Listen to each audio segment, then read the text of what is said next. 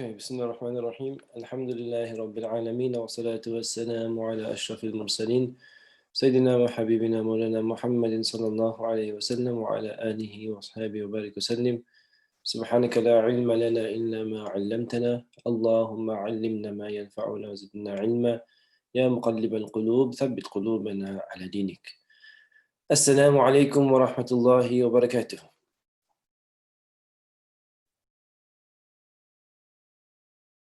Can I confirm that you can all hear me fine?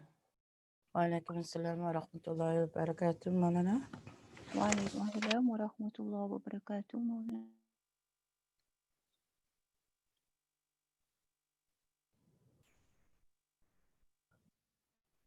Okay, so Bismillah. I pray all of you are well, inshallah ta'ala. We will start firstly with our going over our assignment, and then we will go to Surah Al-Fatiha, inshallah. So Bismillah. So your assignment 3 was on the second half of Ayatul Kursi. So Bismillah, we'll start with يَعْلَمُ مَا بَيْنَ أَيْدِيهِمْ وَمَا خَلْفَهُم, which was quite a tricky one. So the first question was, indicate where the fa'il and maf'ul bihi is for ya'lamu. So where is the fa'il and the maf'ul bihi for ya'lamu? Who is doing the action and who is it being done to?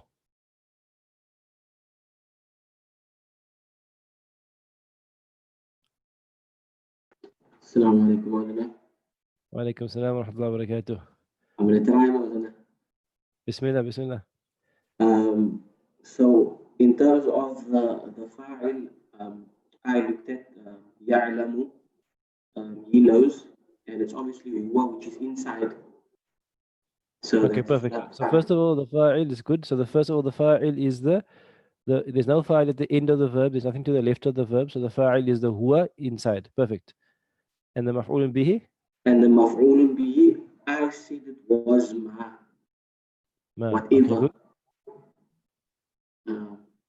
Yeah, I think that's it. Maulana, that's the first question. Okay, perfect. So if you ask a question, ya'lamu, what does Allah know? The answer is, Allah knows ma bayna aydihim wa ma khalfahum, so that ma there is the whatever. Allah knows whatever is bayna aydihim wa ma khalfahum, and whatever is behind them. So the ma there is definitely the maf'ulun bihi. So something we learn about the word ma, the ma is an ism. Well, some ma's are isms, some ma's are not, but this ma is an ism. But this ma is a ma that it can't change. In other words, in raf'un is ma, in nasbun is ma, and in jarrun is ma. It doesn't change. It's a fixed ism. So this ma is definitely an ism, and it is the maf'ulun bihi. Good. Next one, the field question. Does bayna aydihim, sorry, it's the wrong sequence here, but bayna aydihim, does it refer to the future or the past? So before you answer that question, what does bayna mean, and what does ad mean, and what does him mean?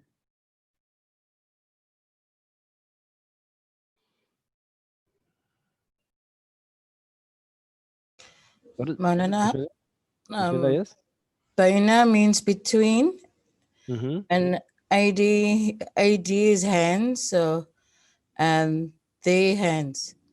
Okay, so good. So bayna means between, and aydihim means their hands. So between their hands, that's the literal meaning of those two words. So when Allah says ya'lamu, He knows ma, that which is bayna, between their two hands, wa ma khalfahum, and what is behind them. What does that verse mean? What does it refer to? Does it refer to time or place or past or future? What does it refer to?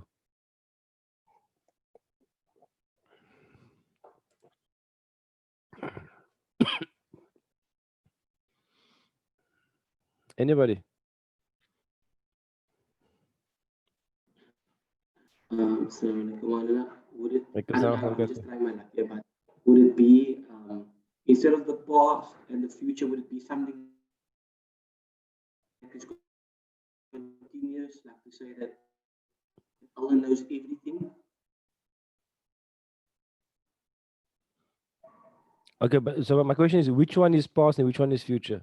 If he's talking past and future. ADM sounds like future. I don't know the way that it looks. I don't know. Um, Okay, so that's one thought that ADM could refer to the future. Any other opinions? Maybe referring to the hands that's in front of you. So almost like referring to what still lays before you. Your hands is what is in front of you, your two hands. So almost that in a way, having a saying in Arabic that what is between your hands, you don't know yet. That's your future. Okay, Don't know. okay, good. Anybody else? Anything else you read or you came up with? Salam alaikum. Something like that too. It's not my stuff. I read up on this. I read up that before them can be the next life, so also future, but not future for this world, future for the next world. And I think another translation, I'm not too sure. I think this translation said that it can be what is apparent to us and what is not apparent to us, what we know and what we do not know. So Baina ADM is what we know, and Khalfahum is what we don't know. Yeah. Okay, good. I want to take a second quickly and just look at how people translate it. And then that also helps us give us a clue of what people understand by it. So the first one here, but Dr. Mustafa Khattab, I don't know who all the individuals are, but here it says he knows what is ahead of them, Baina Aydihim, and what is behind them. So Baina Aydihim, ahead of them and behind them. And then this one here, Faisal Suleiman says what is before them and what is behind them. Okay. The next one. Where's the next one here? What happens to them in this world and what happens to them in the year after. There's actually a very generally like this type of translation is not really not it's not good. I think generally I like to separate the words of the Quran with regard to the tafsir of the Quran. So um, in this one here, there's almost like tafsir and translation mixed into one. So not always like my first preference that it's done like that because um, it's not exactly accurate. Because there's nothing about in this world in the verse, and nor is there something about year after in the verse. But anyway, let's get on. Next one. What is in front of them, literally between their hands, and what is behind them? Okay, good. And what else do we have here? What lies before them and what is hidden from them. Okay. And then what appears before or after or behind them.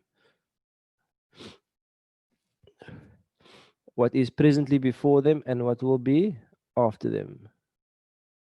What is before them and what is behind them. What is in front of them, which is behind them. Before them and behind them. So most of them have a similar meaning. And then if you go to just like one tafsir, for example, if you go to generally in English, Ma'ariful Quran is a good tafsir to refer to. Ma'ariful Quran, it will say here that let me just go to the right verse. It says here, the sixth sentence, يَعْلَمُ مَا بَيْنَ أَيْدِيهِمْ وَمَا خَلْفَهُم. He knows what is before them, what is behind them.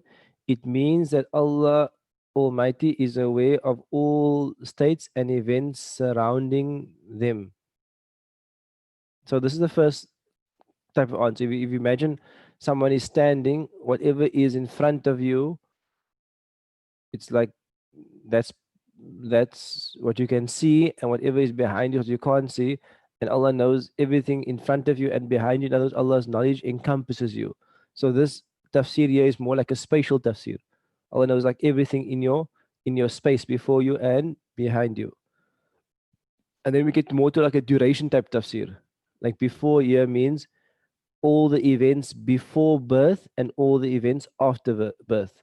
So before and behind here refers to time. So the point I want to make is Baina Aidihim can lend itself to both space and lend itself both to time as well. So in other words, here in the second tafsir, the second interpretation here, it could be events before their birth and events after their birth. The third tafsir here, it's possible that before can Baina Aidim means like stuff which is like in front of your eyes, and Khalf is something which is behind, which is unseen. So here it can refer to the seen events that are open to men, and after Khalfahum can refer to states that are hidden. So it's like three different tafsirs. The one was in terms of space, Allah knows everything in front and behind, all encompassing. Second was in terms of time, Allah knows what is coming before birth and after birth, after death. Third one was in terms of hidden versus manifest. Allah knows what is manifest to people and what is hidden from people. So there's a number of different tafsirs that you could take with regard to it, and all of them would be acceptable. So if I ask you the question, does Baina Aidihim refer to the future or the past? In terms of most of the translations and the tafsir here, it would appear to let me just see one other thing quickly. I just want to say what they said for Ibn Kathir, which is also interesting to read as well.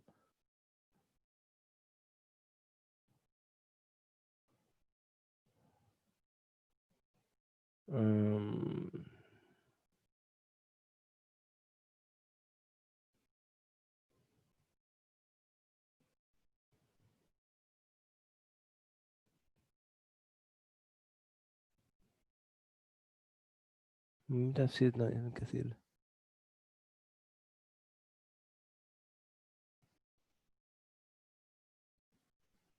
Okay, I can't find out. No. So to answer the question here with regard to Aidihim, most of them would refer. You see what happens? The difficulty with Aidihim is it possible for Aidihim to refer to your past and Khalf to refer to your future? Is that possible? Molna, we have this problem in our group because it's translated as before, and before can either mean in front of you, or it can also mean in your past, behind you. So it looks like it has a dual meaning. And Khalf also, when you say something is Khalf, which means it is behind, does it mean that is in the past or it's still coming? If you know what I mean. We also had that issue. We settled for future. For future. So I think both of the possibilities basically exist. Both of the possibilities exist.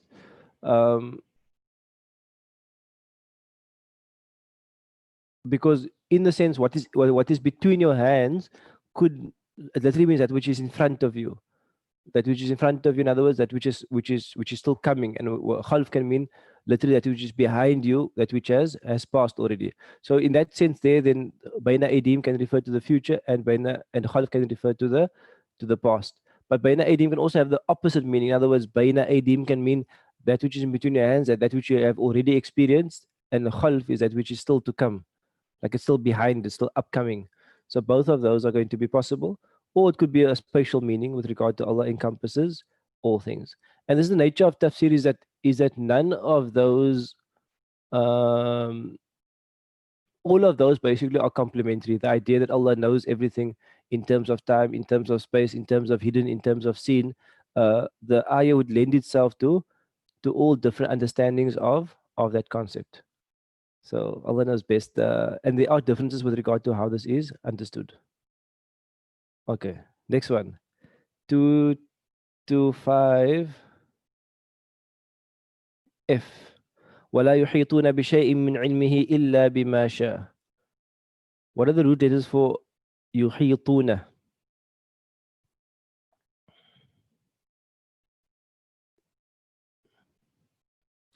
Anybody?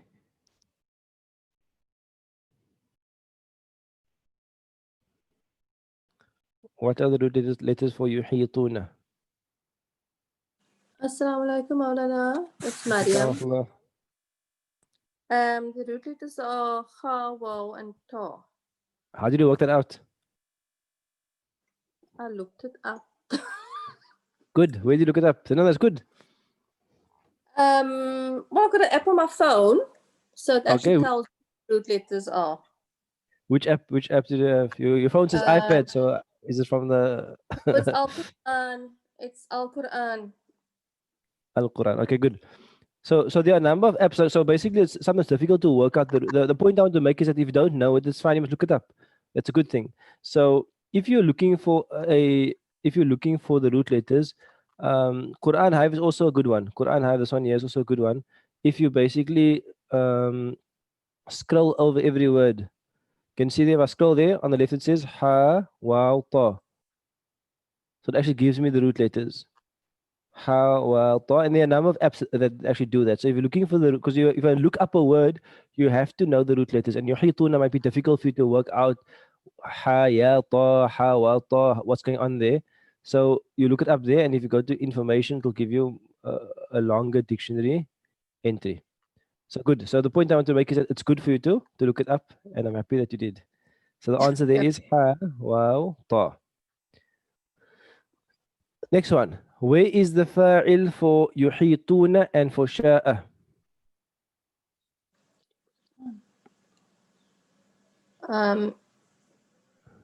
The fa'il is the owner, which is they, Okay, good. and I think sha'a is he will, so he is the fa'il. Good. The he, and who does it refer to?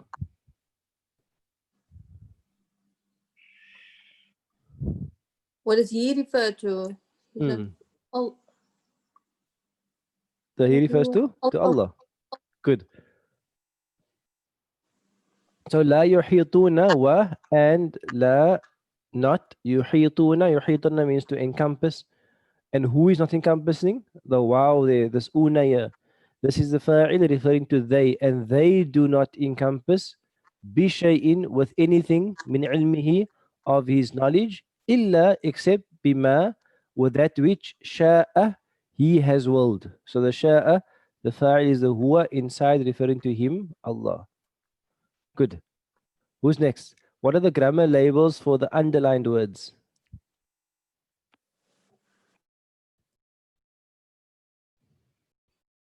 What are the grammar labels for the underlined words?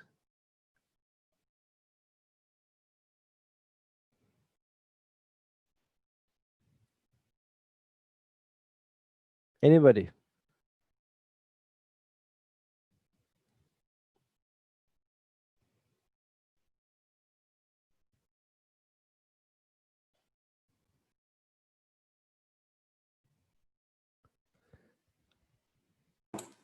Go again, Maulana.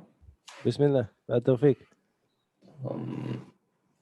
So they underline the tuna, so that's a fa'il. Good.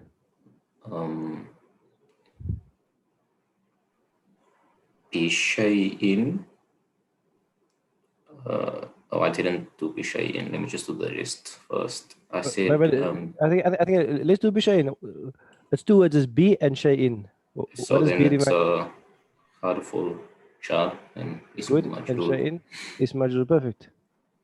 Okay, and then min is also harmful jar, and then Good. ilmi is ismun majrur, Good. and then he is mudaf ilay, so ilmi is also mudaf. Okay. Good. So any pronoun attached to an ism is mudafun ilay. Any pronoun like he attached to an ism is mudafun ilay. Therefore, it's mudafun ilay. Perfect. Bima. And then B is also harmful jar, and ma is ismun majrur. Okay, good. Perfect. And in the previous section of the verse, we mentioned that ma in raf'un it's ma, in nasbun it's ma, and jarrun is ma. So in the previous verse, the ma was maf'ulun bihi nasb. Ya'lamu ma. He knows whatever is. Here the ma is jar, but again you can't see that because the ma is always ma. Yes. Okay, perfect. Number 225 F. Was it G now? G. وسع كرسي السماوات والأرض. وسع encompasses kursiyuhu. His kursi encompasses as-samawat, the heavens, wal ard, and the earth. So the first thing is, what are the grammar labels for the underlined words?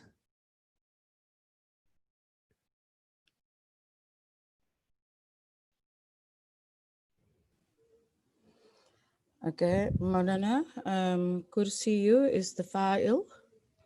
Good. And the ha at the end of kursi? That is mudaf ilayh. Good. It's So the it's his, damir, his attached kursi. Good. damir. Yes. And As-samawat. as-samawati is maf'ulun bihi. Good. Perfect. Okay. As-samawati is maqbool bi, and remember as-samawati is a sound female plural, therefore it can't take an ah. It Yes, can't take Maulana. an ah. Good. Um, there was a question from Hafidah asking in the previous one, وَلَا يُحِيطُونَ بِشَيْءٍ مِنْ عِلْمِهِ. Is it also maf'ulun bi? So the bi will be harful jar, and the shay'in will be ism majrur, but those two together will almost like occupy the place of a maf'ulun bihi. But the b is a harful jar and the shay'in is ismul majrur. Next one, look up the word kursi. What does it mean in modern standard Arabic? Hans Weir. So let's do it together. If you look up the word kursi,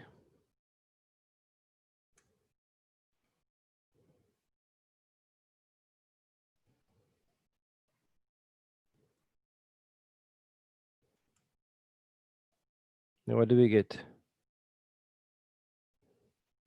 We get the word kursi can mean a chair, a throne, a seat, base, pedestal, and there's many different combinations that they have here in terms of kursi. Now, in terms of tafsir, what did you find? Oops, sorry now. In terms of tafsir, what did you find? So it says here, look up the meaning of the word kursi in the various tafsir at quranhype.com. What do you think the most suitable translation is? So what did you find?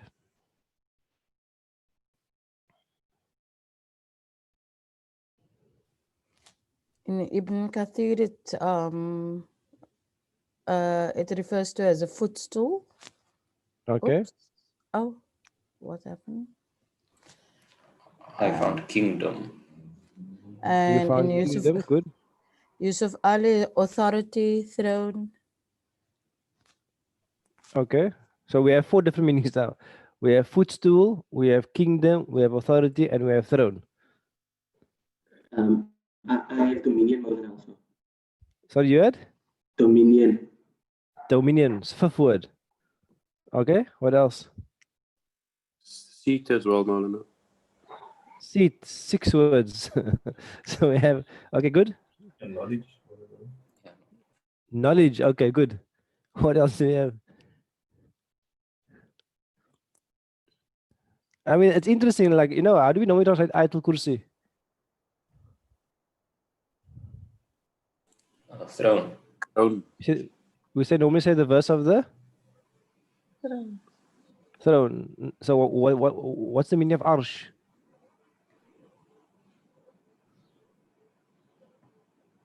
Arsh in Arabic means what? Arsh means throne. So what's interesting is when you have a word in Arabic, kursi, and often words linked to Allah Ta'ala are difficult to define because they deal with something which is like when Allah speaks about as-samawati wal arda, is much easier because we can see the heavens, we can see the earth, we have a more concrete understanding of that. When it refers to Allah's kursi, it is something which is unseen to us. It is something which is beyond this worldly domain, and so it's difficult for us to translate it. So a number of tafsirs exist that you found. You found the word footstool, you found the word throne, you found the word seat, you found the word dominion, you found the word authority, you found the word knowledge. So those are all going to be different tafsirs or different interpretations.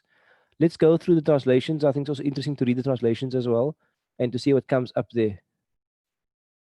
Just for interest sake. It says here, where's Wasiya Kursi Sama?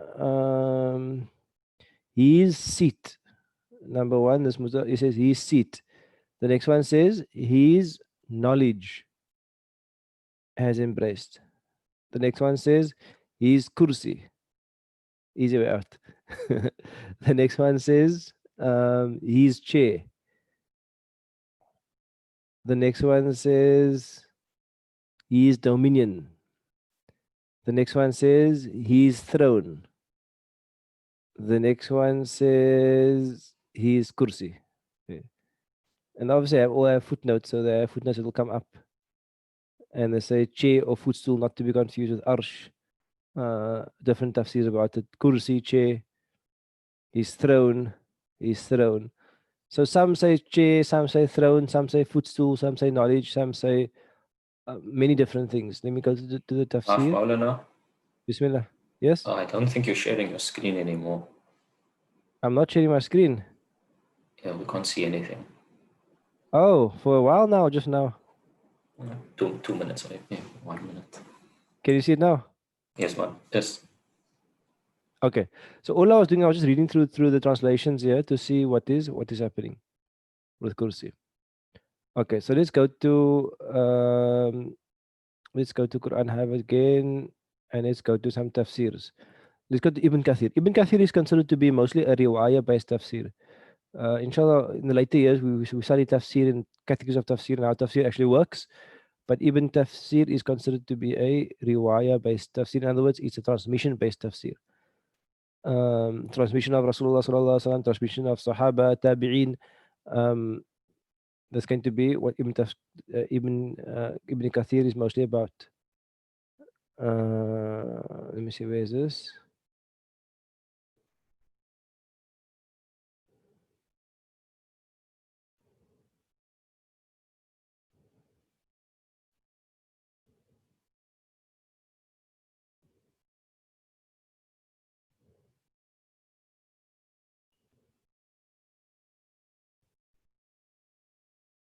Okay, so Ibn Kathir has some interesting things. He says, number 8, Wasiya kursiyu samawati wal ard. His kursi extends over the heavens and the earth. Waqi narrated in his tafsir that Ibn Abbas said, kursi is the footstool, and no one is able to give due consideration to Allah's throne. There's various riwayahs from Ibn Abbas on this with regard to it. Then there's a nice riwayah here. It says that if the 7 heavens and the 7 earths were flattened and laid side by side, they would add up to the size of a ring in the desert compared to the kursi. That's the one tafsir that Ibn Kathir gives. Let me see. I'll just check what Ma'arif gives, and then we'll conclude with that.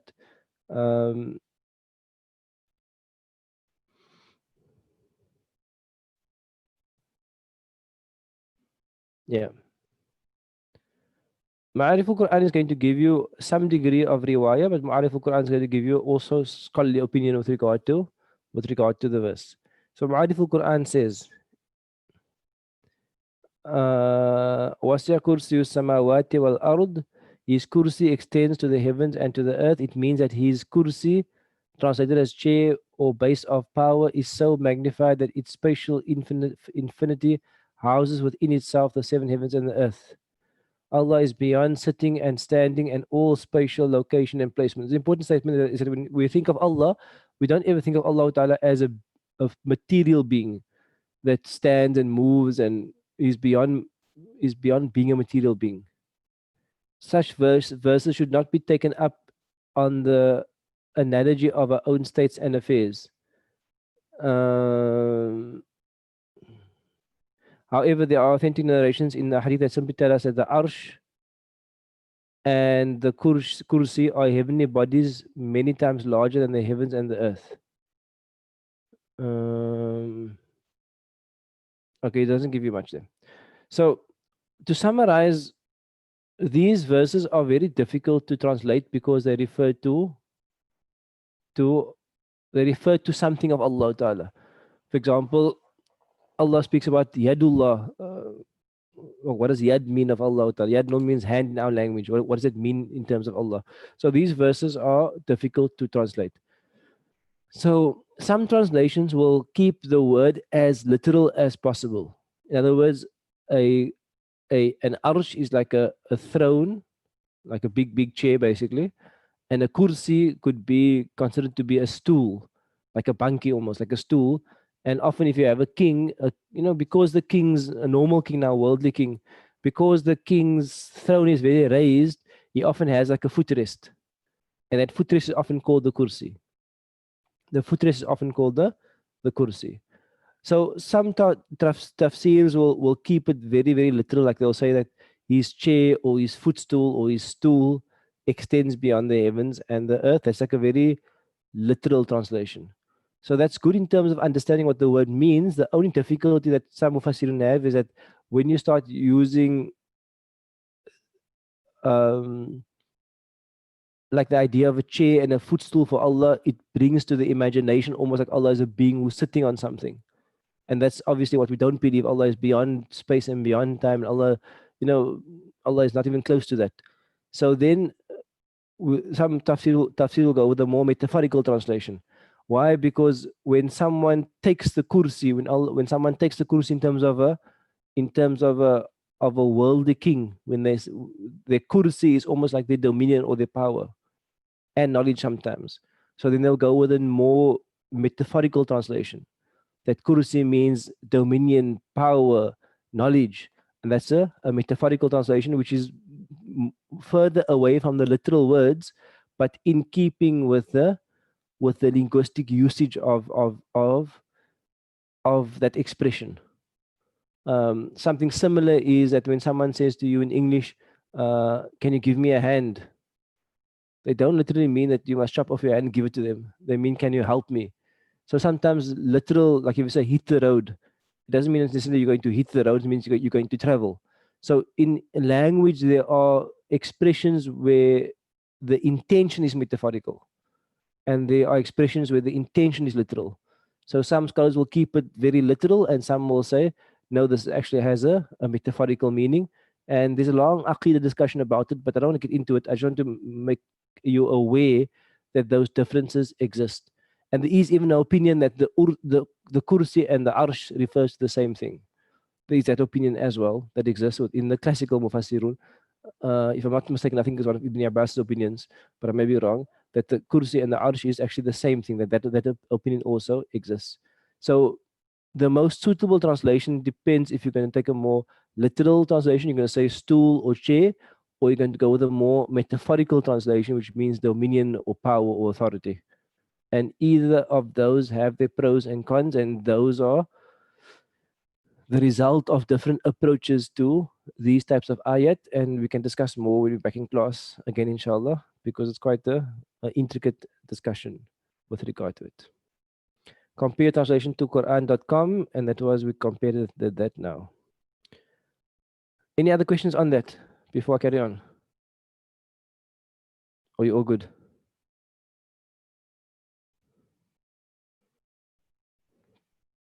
So there isn't like one correct answer for that. It depends on what approach you are taking. Probably the safest approach is just to keep the word kursi in Arabic and just leave it as that. That would be the safest approach, but it wouldn't generate a lot of understanding because you're still leaving the word as it is. Allah knows best. Next one, verse 255.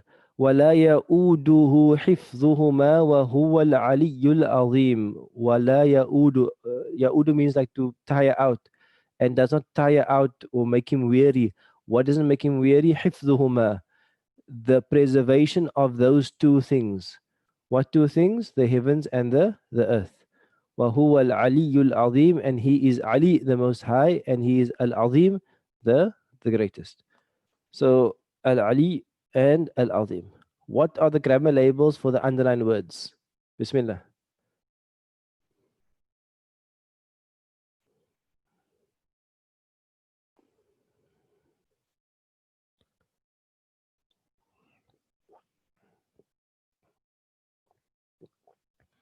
If you haven't gone into Bismillah, have it then. Assalamu alaikum, Maulana. Walaikum salam wa rahmatullah. I'll give it a shot. I have the Ya'uduhu as the fa'il and the fi'l as well. Okay, how do you translate Ya'uduhuma? Ya'uduhu. Ya'uduhu. is that not tires him?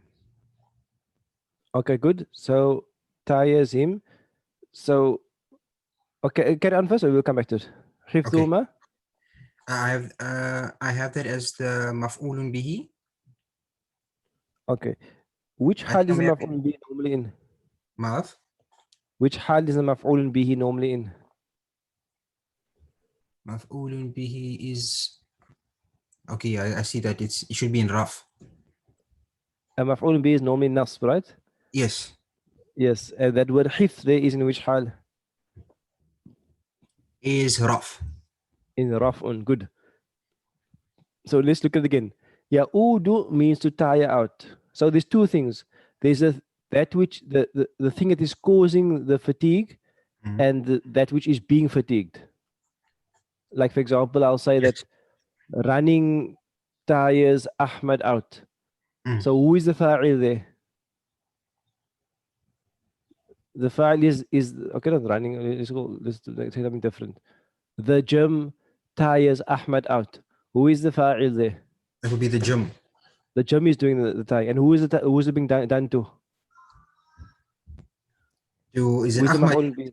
Is that Ahmad. So the gym is the cause of the fatigue, and Ahmad is the one being fatigued. yes? So Oh, I in see. this, The yes, preservation here is the fa'il. So hifdhuhum. good. And where is the maf'ul bihi? The maf'ulun bihi is uh,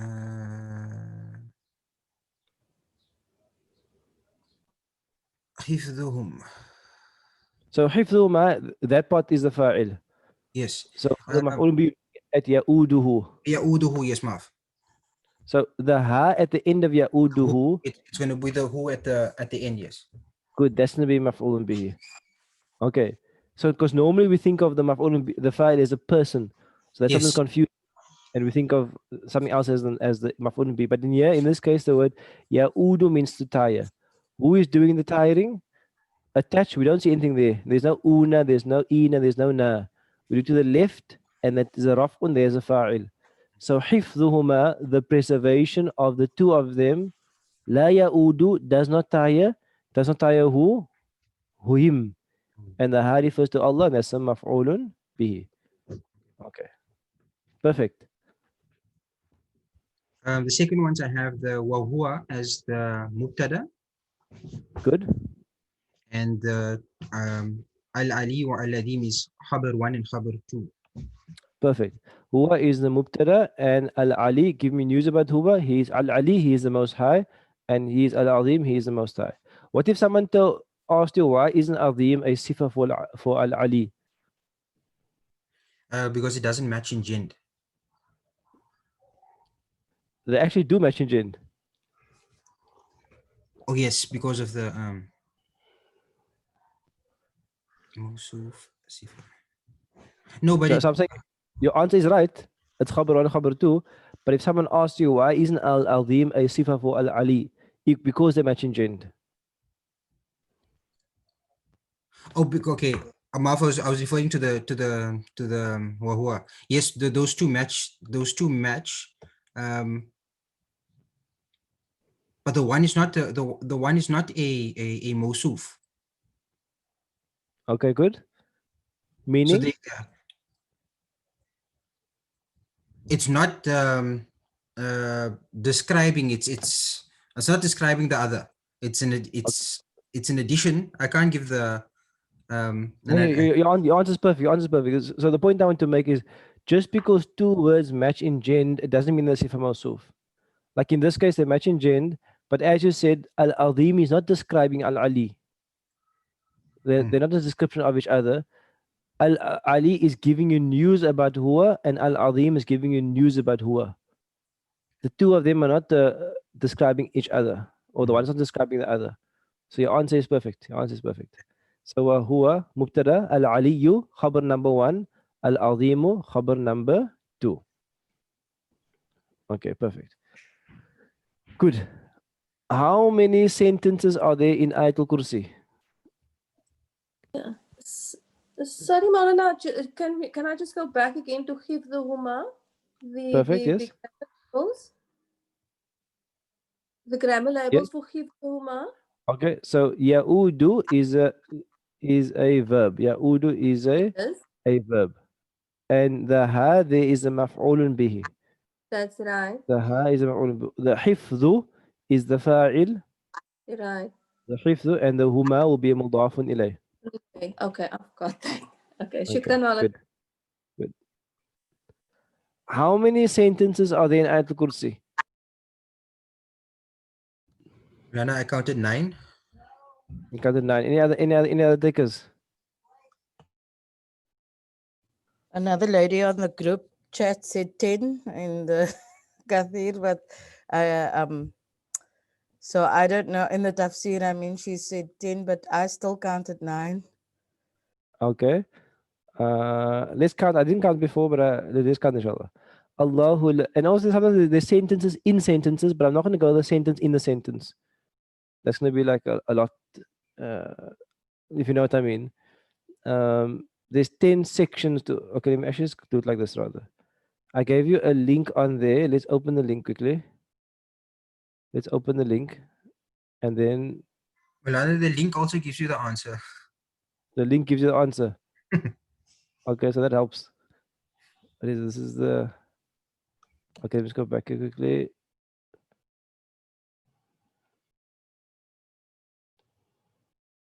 So when I say sentences, what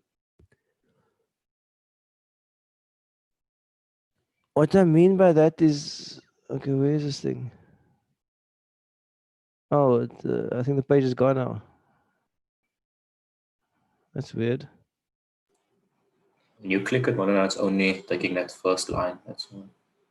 Oh, okay. So it means this one. I'll copy it, I think.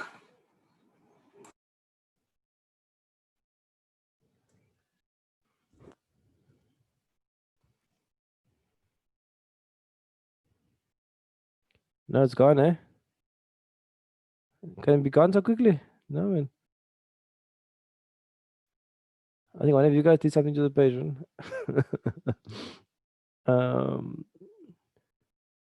Okay. I don't see the link on working on my side. Anyway, let's just go through it. Yeah, let's go through the normal page. So here it goes. Allahu la ilaha illa huwa al-hayyul qayyum. So this here is one jumlatul ismiyah. So one.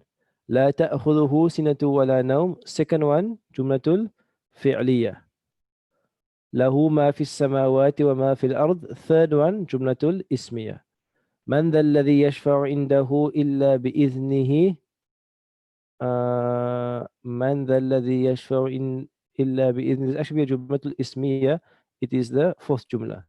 يعلم ما بين أيديهم وما خلفهم. جملة الفعلية. Fifth جملة. ولا يحيطون بشيء من علمه إلا بما شاء. Sixth one, فعلية. وسع كرسي السماوات والأرض. Seventh one, فعلية. ولا يؤوض حفظهما وهو العلي العظيم. This is one phrase, so this can be the ninth jumla, but this contains two jumlas. So those who got 10, I understand why you got 10, because this could be 9 and 10, but these two almost like form one set, because ولا يؤوض حفظهما is a jumla. جملة الفعلية فاعل مفعول به وهو العلي العظيم is a جملة مبتدا خبر. So in other words, there are 10 jumlas actually here. So those of you who got 9, I don't know if you missed something, or did you consider this to be one jumla? Lana, can you just recount, because I counted the last two as separate jumlas and I still got 9. Okay, so الله لا إله إلا هو الحي القيوم 1. لا تأخذه سنة ولا نوم 2. له ما في السماوات وما في الأرض 3. من ذا الذي يشفع عنده إلا بإذنه 4. يعلم ما بين أيديهم وما خلفهم 5. ولا يحيطون بشيء من علمه إلا بما شاء 6. وسع كرسي السماوات والأرض 7.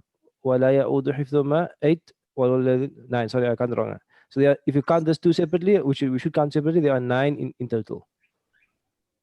Okay, we're all happy. There are 9 in total. I don't know if you managed to open that link. Did you manage to open that link? It's still alive, more on my side. It's still alive on your side? I can't find it. You must copy the whole link, Malana, that link I on did copy your the. Isn't the whole link assignment. there? Not the, yeah, you. Try the That's chat our link, button, I right? sent it to you.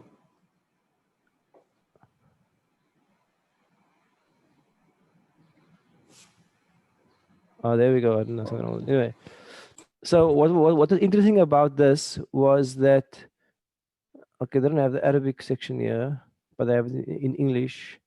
Where's Ayatul Kursi now? Where is this now? Surah Further down. Baqarah. It's further down. Yeah. So they basically have all 9 verses 1, 2, 3, 4, 5, 6, 7, 8, 9. Then they link the sections together. In other words, the first section speaks about Allah's Allahu la ilaha illa huwa al-hayyul qayyum, and then the next section gives you more sifas, wa huwa aliyul azim. It gives you like sifas on Allah on top and sifas on Allah at the bottom. At the top here it says Allahu la ilaha illa huwa al-hayyul qayyum la ta'khudhuhu sinatu wa la nawm, does not overtake him drowsiness or sleep. The second last ayah there says wa la ya'uduhu hifdhuhuma, and therefore it both refers to Allah's preserving it, but there's no sleep or drowsiness overtaking him. And then the third verse here, lahu ma fi samawati wa ma fil ard, and then here wasi'a kursiyyu samawati wal ard, both refers to his authority and his power extending to the heavens and the earth. And then this fourth one, man dhal ladhi yashfa'u indahu illa bi'idhnih, and then Allah says here, so who is going to intercede except by his permission? And وَلَا يُحِيطُونَ بِشَيْءٍ مِّنْ عِلْمِهِ إِلَّا بِمَا شَاءَ, that no one can encompass his knowledge except which his wills. So it speaks of Allah's permission here.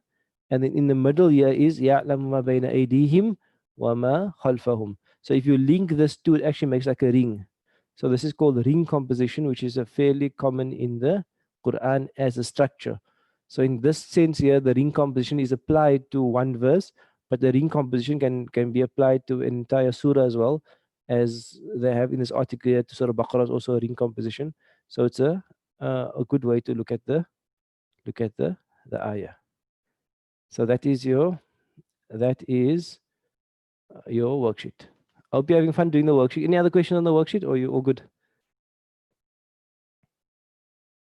Maulana, do you give the same assignment to second years as well? I give to the whole school. Oh, because I felt when we did on Thursday, I was a bit intimidated. They go a bit too fast for us, I think. Yeah, so what we're going to do, inshallah, is that because we had Maulid on Wednesday, we didn't have a lot of days. But what we can do is we're going to have a separate day for first years and separate day for the other second, third years. So first is you'll have your own day. First of all, did you? I don't know how many of you took part in the online session.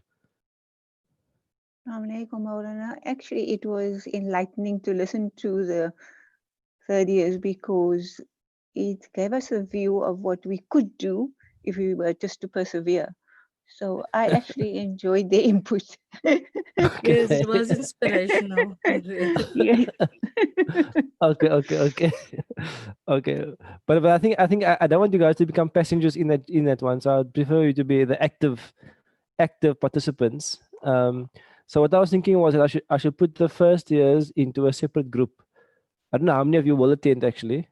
But I'll put you in a separate group on a separate day. So example, you'll go Tuesday evening, and the other years will go on Wednesday. I'll send the invite to both classes. So if you want to join both, you can join both as well. It's up to you. But do you think it's beneficial to have the online study group? We unfortunately Definitely. Yeah, Sister Nuran was very beneficial. It was nice to pick her brain. Yes, sometimes the terminologies that she used made us. I had to just let her backtrack quickly, just slowly talk what because because when she said she's seventh year, I don't yes, know. yes. Yeah, so some people have been a long time at Mizan, alhamdulillah.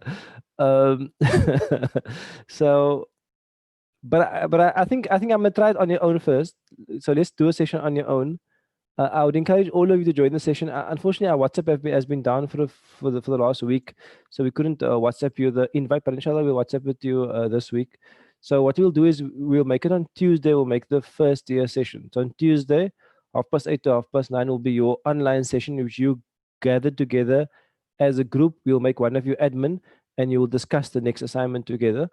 I think it helps for you to structure your time and to just basically allocate time for this work. And then Wednesday we'll do the second years up, second to seventh year up for them to do it as well. But you have the same worksheet for now. You have the same worksheet for now. And then I put worksheet number 4 on the shared drive for you to do.